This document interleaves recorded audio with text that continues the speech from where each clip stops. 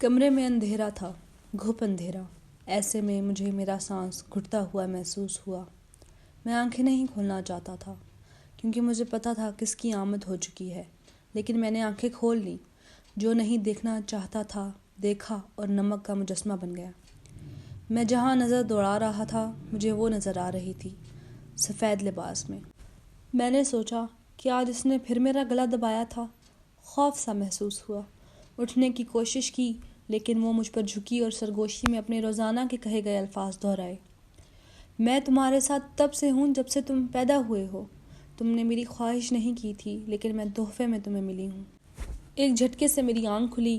پانی کی تلاش میں نظر دوڑائی لیکن ابا جی سامنے ہی پانی کی بوتل لیے کھڑے ہوئے تھے۔ کمرے کی بتیاں جلی ہوئی تھیں۔ سامنے گھڑی پر نظر پڑی تو رات کے 2:25 بج رہے تھے۔ ابا جی نے پوچھا، بیٹے جی آج پھر دباؤ ہو گیا تھا کیا؟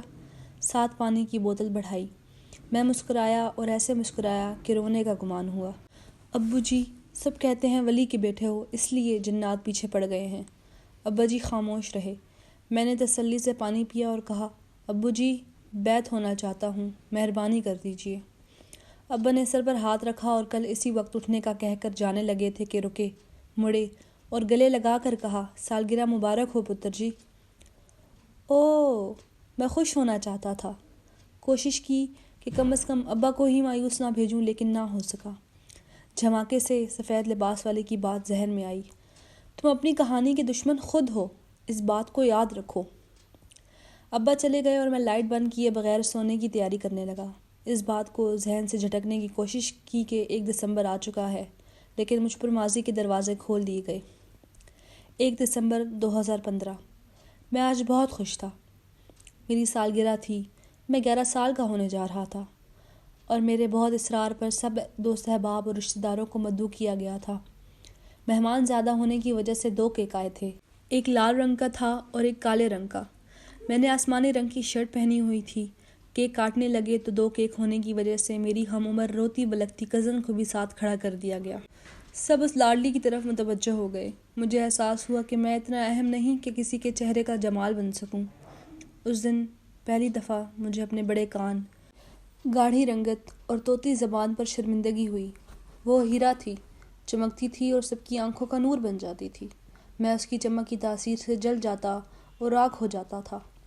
اس دن مجھے سب نے ہنس کر بتایا کہ میرے کان بڑے ہیں۔ اس دن مجھے پتہ چلا کہ میرے آدھے الفاظ کسی کو سمجھ ہی نہیں آتے۔ اس دن مجھے پتہ چلا کہ میری رنگت پیاری نہیں ہے اور پھر میں رونے لگا۔ سب مزید ہنسنے لگے کہ دیکھو لڑکا ہو کر روتا ہے۔ مہمان گئے اور رونے پر مجھے ماں جی سے بہت ڈانٹ پڑی۔ جب ماں جی کے الفاظ سمجھ میں آئے تو پتہ چلا کہ بڑا ہو گیا ہوں۔ اس کے بعد میں نے سالگرہ منانی چھوڑ دی۔ سب کولر والے کمرے میں سوتے تھے لیکن میرا الگ کمرہ تھا جس کی ایک طرف پلنگ تھا، اس کے سامنے الماری اور ساتھ ایک کمپیوٹر ٹیبل۔ کمپیوٹر بڑے بھائی کا تھا جو خراب ہو چکا تھا لیکن میں نے ٹھیک کر کے اسٹور روم سے اپنے کمرے میں رکھوا دیا تھا۔ اس دن مجھے پہلی دفعہ سفید لباس والی نظر آئی تھی لیکن میں ایک چیخ تک نہ نکال سکا۔ اس دن سے میں خاموش ہو گیا، اندھیرے کو سینے سے لگایا اور یقین کر لیا کہ میں محبت کے قابل نہیں۔ وقت بدلا اور میں حال میں واپس لوٹ آیا۔ بڑی بہن نے گلے لگا کر سالگرہ کی مبارکباد دی۔ میں نے بھی سر پر ہاتھ رکھ دیا۔ روح پھر سے ماضی میں بھٹکنے لگی۔ وقت بدلا، منظر بدلا، میں بدلا۔ 1 دسمبر 2020۔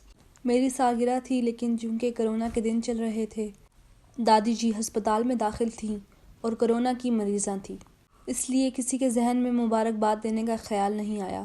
میں بھی ہلکا پھلکا ہو گیا۔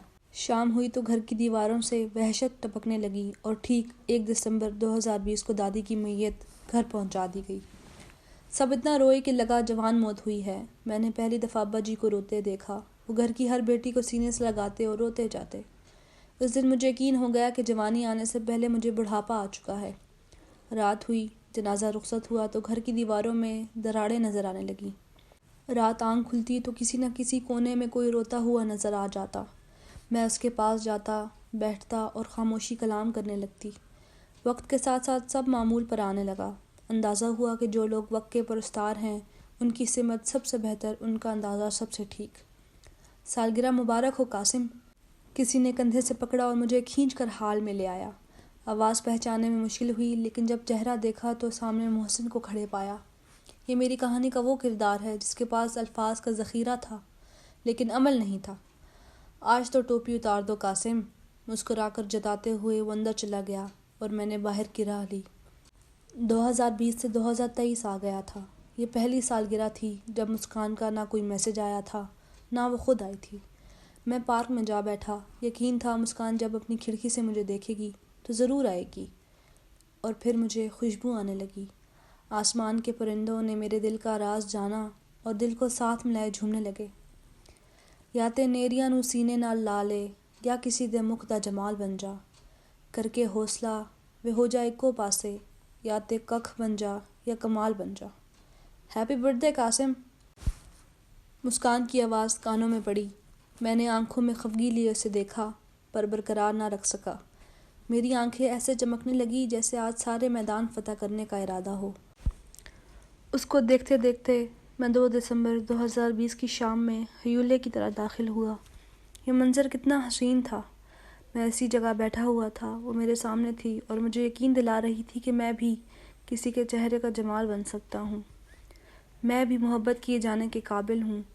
جب میں نے اسے سفید لباس والی کے بارے میں بتایا تو اس نے کہا، جب میں چھوٹی تھی تو ہمیشہ رات کو کھڑکی پر دستک ہوتی تھی۔ میں نے سب کو بتایا لیکن کسی نے میرا یقین نہیں کیا۔ ساتھ کندھے اچکائے وہ ایسے کہہ رہی تھی جیسے اس میں کوئی بڑی بات نہیں ہے۔ پہلی دفعہ کسی نے میری بات کو اور مجھے عام سمجھا، اور پہلی دفعہ کوئی میرے لیے خاص ہو گیا۔ کوئی جگہ نہ بن پڑی تو دل کے سب سے اونچے مقام پر اس خاص کو جا بٹھایا۔ مسکان کے لیے میرے ظاہری نقص معنی نہیں رکھتے تھے، اس سے مثبت شعاعیں پھوٹتی تھیں۔ پھر اس نے کہا، ہم دوست ہیں، اور میں فدا ہو گیا۔ آج 1 دسمبر 2023 کو میں یادگار بنا دوں گا۔ میں حال میں لوٹا اور عہد کیا۔